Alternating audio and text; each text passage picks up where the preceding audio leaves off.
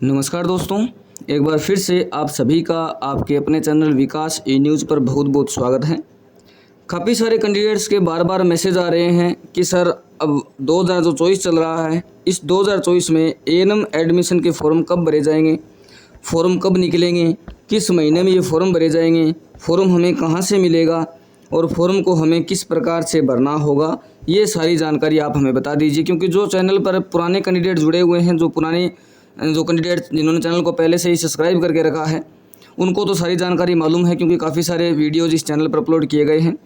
लेकिन जिन्होंने हाल ही में चैनल को सब्सक्राइब किया है या फिर उनके आगे कोई एएनएम का वीडियो विकास ई न्यूज़ का आ गया और उन्होंने वो पूरा वीडियो नहीं देखा और कमेंट बॉक्स में पूछ लिया या व्हाट्सएप पर मैसेज करके पूछ लिया, टेलीग्राम में पूछ लिया कि सर एएनएम एडमिशन 2024 की प्रोसेस हमें बताइए, कब ये फॉर्म शुरू होंगे, कब से फॉर्म भरे जाएंगे, फॉर्म कहाँ से मिलेगा, किस महीने में ये भरे जाएंगे और हमें ये फॉर्म किस प्रकार से भरना होगा। और हमारा जो सपना है वो एएनएम करने का है।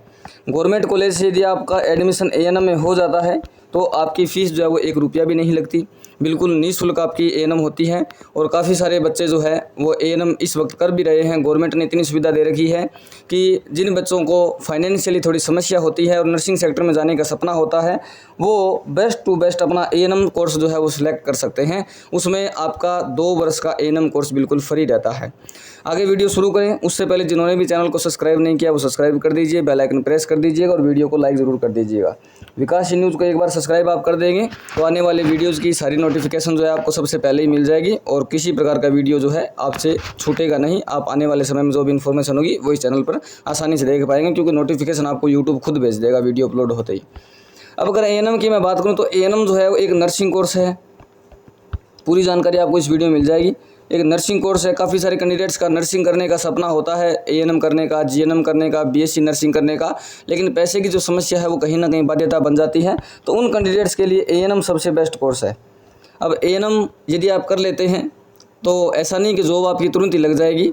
जॉब लगने के लिए देखो कुछ भर्तियां ऐसी होती है जो परसेंटेज बेस पर आती है, जिसमें आपके एएनएम के 10वीं क्लास के परसेंटेज को काउंट किया जाता है, उसको अदा किया जाता है। जितने फॉर्म भरे जाते हैं उन सभी में ऐसा यही नियम लगा करके कट ऑफ बना ली जाती है। उस कट ऑफ के आधार पर जितनी सीटें हैं उतने बच्चों को ले लिया जाता है।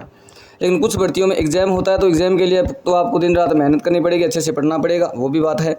और वहीं यदि आप एएनएम कर लेते हैं अच्छे से और आपका कोई एग्ज़ाम भी क्रैक नहीं होता है या कहीं जॉब आपको गवर्नमेंट नहीं मिलती तो प्राइवेट हॉस्पिटल में भी आप जो है ज्वाइन करके अच्छी खासी सैलरी ले सकते हैं। और जितना आपका अनुभव बढ़ेगा उतनी ही सैलरी जो है आपकी बढ़ती जाएगी, क्योंकि जितना अनुभव इसमें होता है उतना ही आपका जो काम करने का तरीका है वो बढ़ता जाता है। आप सीखते हैं, जितना आप काम करेंगे उतना ज़्यादा इसमें सीखेंगे।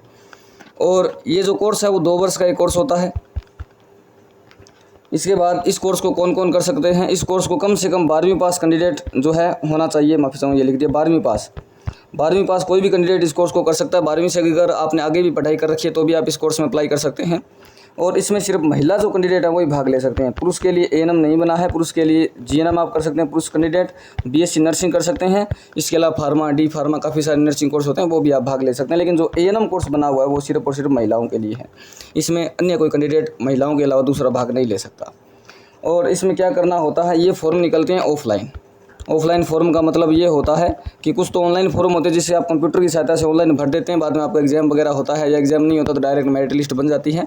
लेकिन एएनएम का फॉर्म ऑफलाइन होता है। इसका मतलब ये है कि आपके पास एक फॉर्म का जिस प्रकार से हम फोटोकॉपी करवाते हैं उसी प्रकार से किसी भी डॉक्यूमेंट की फोटोकॉपी करवाते हैं उसी प्रकार से एक फॉर्म का एक कागज़ होगा, उसमें अपनी डिटेल वगैरह आपको सब भरनी होगी। उसके साथ में आपको 10वीं 12वीं आधार कार्ड, अपना मूल निवास, जाति प्रमाण पत्र, ये कुछ डॉक्यूमेंट्स होते हैं वो लगाने होते हैं। और लगा करके पोस्ट ऑफिस में आपको जा करके जिस भी ज़िले में आपको लगे कि मुझे एएनएम उस ज़िले में सूटेबल रहेगा, यदि वहाँ पर मेरा नंबर आ जाता है तो उस ज़िले में आपको ये फॉर्म जो है पोस्ट ऑफिस में जाकर के आपको भेज देना है। एक कैंडिडेट किसी भी ज़िले में फॉर्म भेज सकता है। यदि कोई चूरू से है तो सीकर में, जोधपुर में, अलवर में, जयपुर में, कितने ज़िलों में आप फॉर्म लगा सकते हो। लेकिन तरीका वही रहेगा, प्रत्येक ज़िले के लिए आपको अलग अलग ये फॉर्म, अलग अलग डॉक्यूमेंट बना करके और जो एक लिफाफा आता है डाक लगाने का, इस प्रकार का एक लिफाफा, उस लिफाफे में डाल करके आपको ये फॉर्म आगे भेजना होता है। उसके कुछ महीनों बाद, लगभग 1.5, 2 या 3 महीने के बाद में जिन जिन ज़िलों में जितने फॉर्म भरे गए हैं, किसी ज़िले में 45 सीटें होती है, किसी ज़िले में 60 सीटें होती हैं, तो उन सीटों के आधार पर काउंसलिंग के लिए बच्चों को बुलाया जाता है। वो भी 5 गुना बच्चों को, 5 गुना बच्चों में से ये यहाँ जाने वाला बच्चा जो होता है वो यहाँ भी गया हुआ होता है, कि सदर ज़िले में भी गया हुआ होता है, तो काउंसलिंग के लिए कैंडिडेट एक ही जगह जा सकता है, दूसरी जगह नहीं जा सकता। तो जब इस 60 सीटों का 5 गुना काउंसलिंग के लिए बुलाया जाता है तो उनको एक कॉल लेटर भेजा जाता है। कॉल लेटर मतलब 300 बच्चों को विभाग या तो कॉल करेगा, वो आपका जो CMH ऑफिस है वो, जहाँ पर काउंसलिंग के लिए बुलाया गया है। अलग अलग ज़िलों की काउंसलिंग अपने ही ज़िले में होते हैं। जैसे आपने चूरू से भरा है और आपने जयपुर से भरा है, तो दोनों जगह पर यदि आपका नंबर आ जाता है कट ऑफ के आधार पर, तो आपको काउंसलिंग के लिए आप एक ही जगह जा पाओगे। कट ऑफ जो बनती है वो आपके 12वीं क्लास के परसेंटेज से बनती है। इसमें और कोई तरीका नहीं है। A&M एडमिशन लेने के लिए किसी प्रकार का कोई एग्जाम नहीं होता है। आपका 12वीं क्लास का जो परसेंटेज है उसी के आधार पर प्रत्येक ज़िले की कट ऑफ निर्धारित की जाती है। कट ऑफ इस बात पर डिपेंड करती है कि किस प्रतिशत वाले कैंडिडेट ने कौन से ज़िले में फॉर्म लगाया है।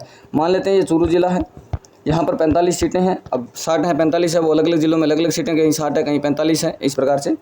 तो यहाँ पर कैंडिडेट ने फॉर्म भर दिया, जितने भी फॉर्म गए हैं लगभग 200, 400, 600 जितने भी फॉर्म जाते हैं उन सभी फॉर्म को क्या काम किया जाता है, सबसे ज़्यादा परसेंटेज वाले फॉर्म को ऊपरी ऊपर रखा जाता है, उससे कम परसेंटेज वाले को इसके नीचे, उससे कम इसके नीचे, उससे कम, इस प्रकार से एक जो है श्रेणी सी बना ली जाती है।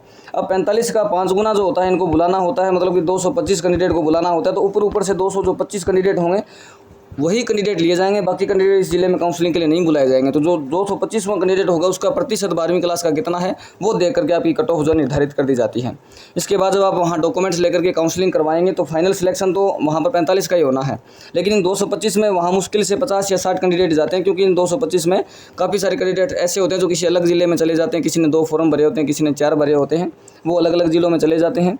कट ऑफ काफ़ी ज़्यादा हाई रह रही है पिछले 2-3 साल से, ये भी मैं पहले ही आपको क्लियर कर देता हूँ। लगभग 80-85, कहीं कहीं तो 90% भी कट ऑफ जा रही है। और अलग अलग कैटेगरी की अलग अलग कट ऑफ है। जैसे जनरल की 90-88 के आसपास रहती है, OBC की वही 85-87-88 इसके आसपास रहती है, SC ST की थोड़ी सी कम रहती है, PS और दिव्यांग जो कैंडिडेट हैं उनकी कम रहती है, तलाकशुदा, विडो, आशा सहयोगिनी, आंगनवाड़ी कार्यकर्ता उनकी कट ऑफ थोड़ी कम रहती है।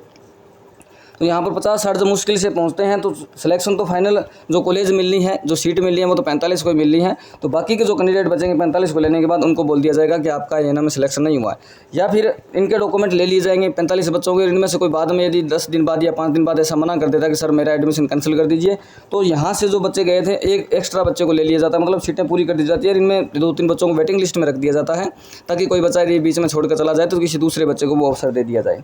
तो ये A&M एडमिशन के रिगार्डिंग फॉर्म भरने का तरीका, कट ऑफ कैसे बनती है वो भी मैंने बता दिया। अब यदि फॉर्म की बात करें कि फॉर्म कब आएंगे, तो फॉर्म लगभग आपके सितंबर के मंथ में आएंगे। पीछे से लगभग सितंबर अक्टूबर यहीं पे फॉर्म निकलते हैं। और 2023 में जो फॉर्म निकले थे वो काफ़ी ज़्यादा लेट निकले थे। दिसंबर के महीने में फॉर्म निकले थे, वो लेट हुए थे फॉर्म। लेकिन उससे पहले सितंबर अक्टूबर, उससे पहले भी सितंबर अक्टूबर, उससे पहले 2020 में लगभग जुलाई अगस्त में ही फॉर्म आ गए थे। तो इस बार का जो अनुमान है वो सितंबर अक्टूबर का ही है। जैसे ही ये फॉर्म आते हैं वीडियो बना करके आपको सूचना दे दी जाएगी। अगर आपका नर्सिंग करने का सपना है, बिल्कुल फ्री नर्सिंग करने का सपना है, तो आप इस A&M फॉर्म को भर सकते हैं। फॉर्म भरने की जो जानकारी है वो भी आपको आने वाले समय में चैनल पर मिलती रहेगी।